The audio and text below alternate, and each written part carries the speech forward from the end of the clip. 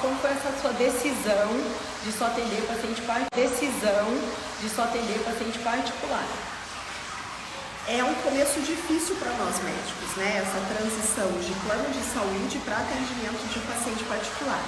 Eu confesso, Dani, que eu sempre tive muita dificuldade com o tempo do convênio. A gente tem ali 15, 20 minutos para você atender aquele paciente de uma forma satisfatória. Muitas vezes eu não conseguia atender esse paciente de forma satisfatória.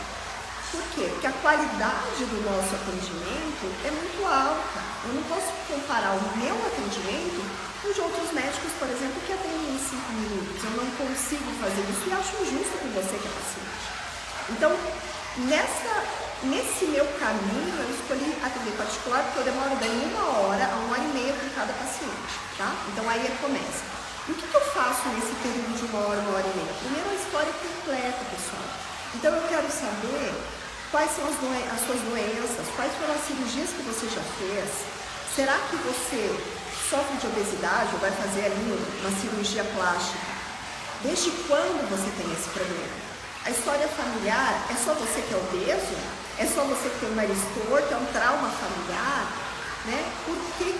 Da onde que vem o teu problema? Então, eu quero saber de pai, de mãe, de avô, fuma, não fuma, quanto tempo parou de fumar, se tem situação obstétrica, é diabético, teve diabetes na gestação, teve eclâmpsia, Está em anticoncepção, então usando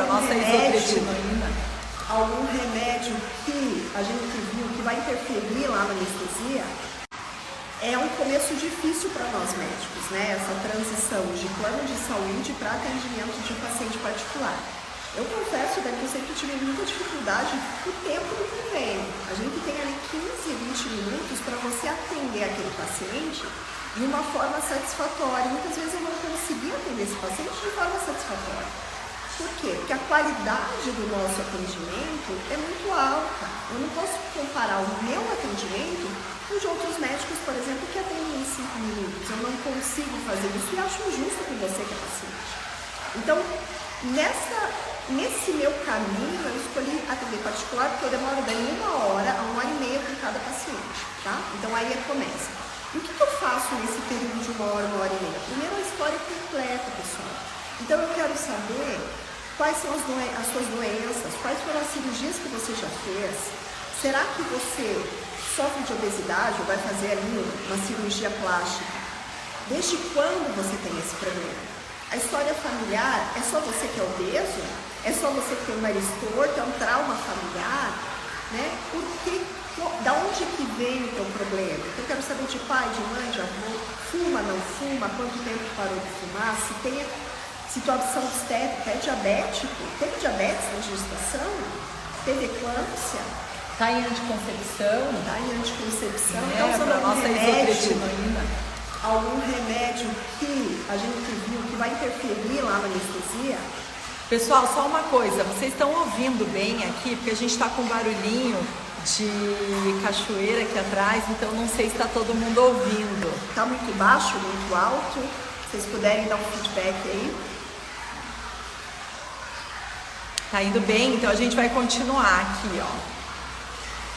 O exame físico, Dani, é completo, tá? Então o paciente meu vai deitar na maca, eu vou apalpar, vou ver pressão, a gente vai ver o peso, vai ver a altura. E o mais importante, pessoal, eu vou explicar. E não é de uma forma que se explica teórico ou de uma forma muito técnica. Eu vou explicar de uma forma simples para esse paciente. Entender que isso é o mais importante. Não adianta você ir numa consulta, eu vejo os pacientes comentando, fui na consulta e eu não entendi nada. A gente quer que você entenda. Você faça parte do processo ativamente. Que você compreenda os riscos, compreenda os benefícios, compreenda o que você tem que fazer.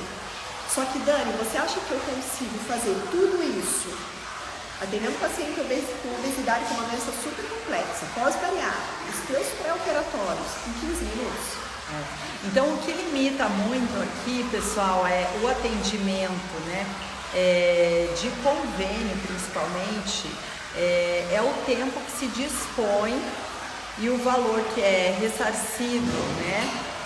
Por essa consulta pelo convênio. Então, a opção que a gente faz tem muito a ver com a forma como a gente quer atender vocês. quando a gente quer atender com qualidade, ouvindo realmente as queixas, entendendo a história, fazendo um exame físico detalhado e programando um tratamento individualizado, que é o nosso objetivo aqui, sempre, né? Isso demanda um tempo. E esse tempo, tem que ser puxado de alguma forma. E outro detalhe, Dani, que eu acho que você também faz com os seus pacientes, a gente disponibiliza o nosso WhatsApp 24 horas. Hoje mesmo eu recebi uma paciente que fez cirurgia bariátrica. Ai, doutora, esse remédio eu não consigo. Faz 2 dias que tem cirurgia bariátrica. Essa paciente, se fosse de convênio, gente, ela voltaria a me ver em 45 dias. Hoje, com o meu WhatsApp, eu consigo resolver. Olha, não usa esse remédio, vamos trocar por esse, por aquele. Claro que a gente gostaria de dar o nosso telefone para todos os pacientes do convênio, mas isso daí fica inviável, não tem como. Então, com o paciente particular, como a gente tem a gente acolhe esse acolhimento, eu consigo fazer isso. E são menos pessoas também, né? Então, a live de hoje é para dar esse feedback que muitas pessoas não entendem, né? O que muda aí no atendimento? Não quer dizer que a gente se torna um melhor ou um pior médico quando vai atender por convênio ou vai atender SUS. Não tem a ver com essa questão de técnica, tem a ver muito com a questão da escuta, do tempo e de tudo que se individualiza na consulta, né? Então até fazer um exame físico. Quantos não chegam aí falando assim, doutor tirou a receita pronta e me entregou, nem examinou. Não olhou no meu olho, né? Porque querendo ou não, gente, hoje eu já atendi SUS.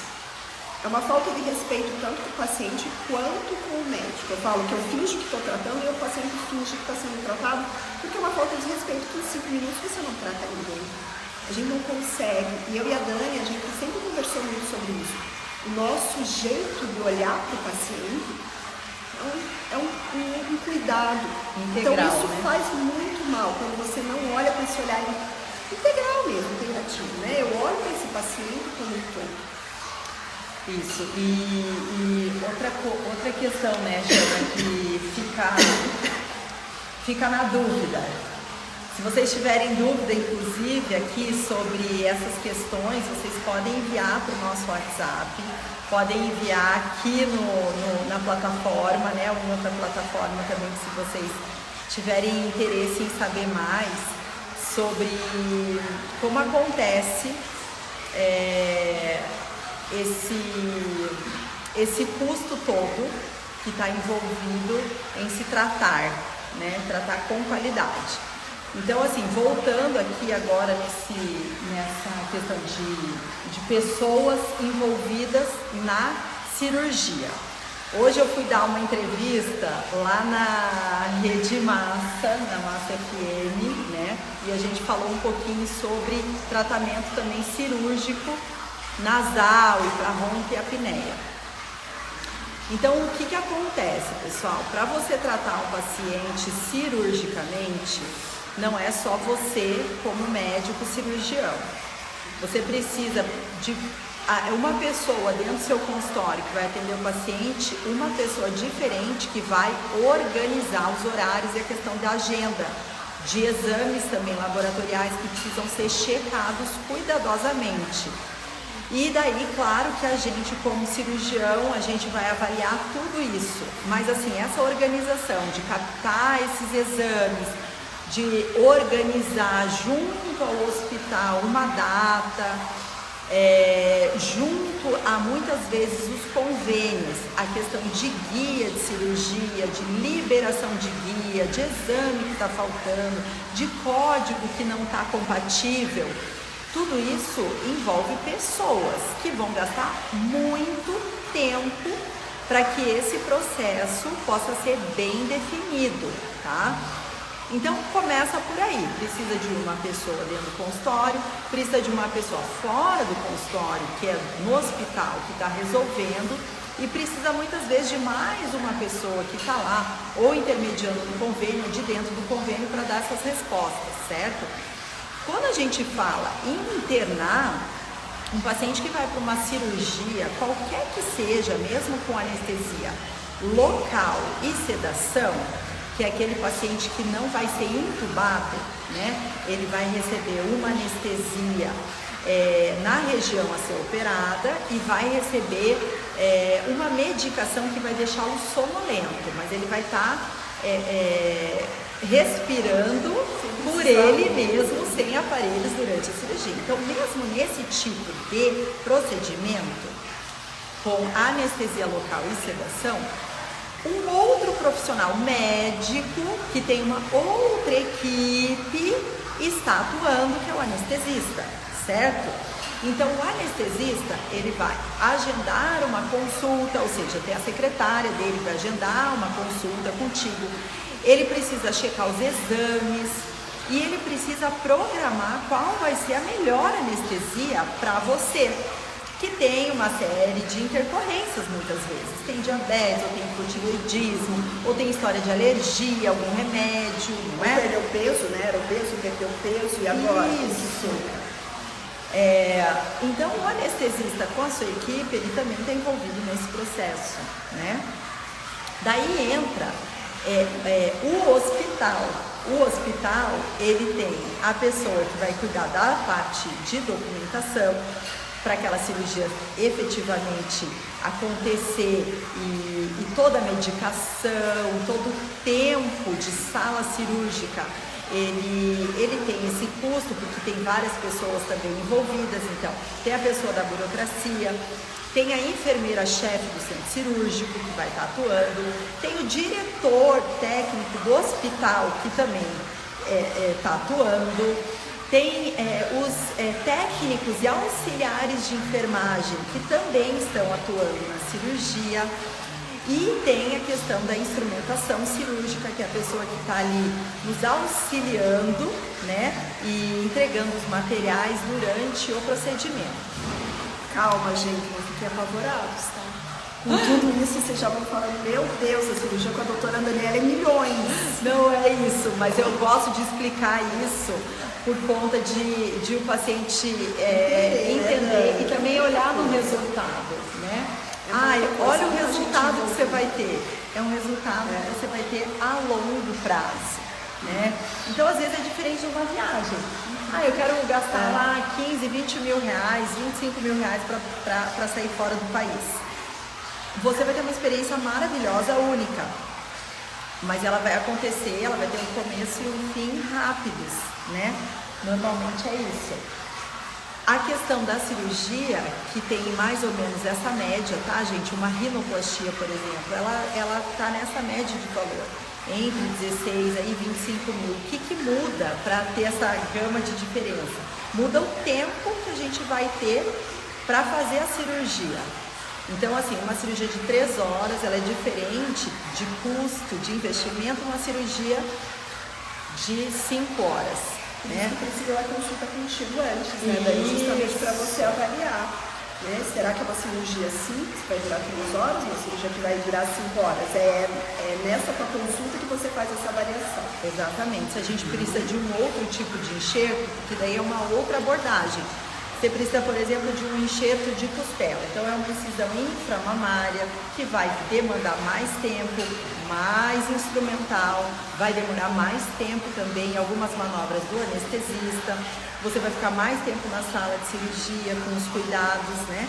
Então, tudo isso está envolvido em a gente definir, passar para vocês quanto custa, qual o valor, né? Qual o investimento de uma cirurgia de sucesso. Tá? Então, deixar aqui claro também que algumas tecnologias, elas não são cobertas pelo rol da Agência Nacional de Saúde, tá? Que é quem delimita o rol que os convênios têm que pagar, procedimento que ele precisa acertar. O que acontece? Por exemplo, você vai fazer uma cirurgia nasal com ou sem endoscópio.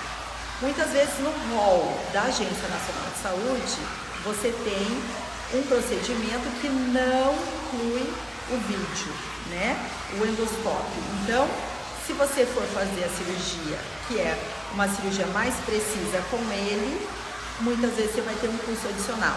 Ou uma técnica complementar que é mais efetiva, né? Então, por exemplo, eu tenho uma cirurgia que eu quero fazer para a doutora eliminar ronco.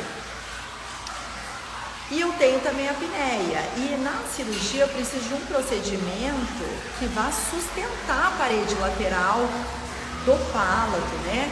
Envolvendo musculatura que a gente normalmente não mexe naquele código da Agência Nacional de Saúde autoriza.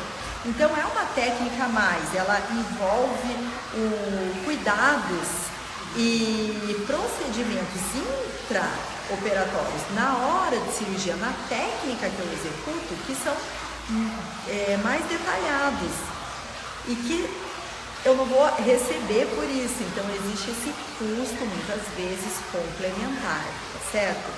Então, para vocês entenderem o que está envolvido nesse processo, quando a gente passa para vocês aí um valor, que não é um valor só de equipe cirúrgica, inclui o pessoal da anestesia, inclui também o hospital, inclui toda essa equipe que está prestando assessoria para que o teu procedimento seja seguro, seja bem sucedido, você esteja tranquila. Tem a complicação, né, velho? Porque às vezes uma complicação, eu pago lá 5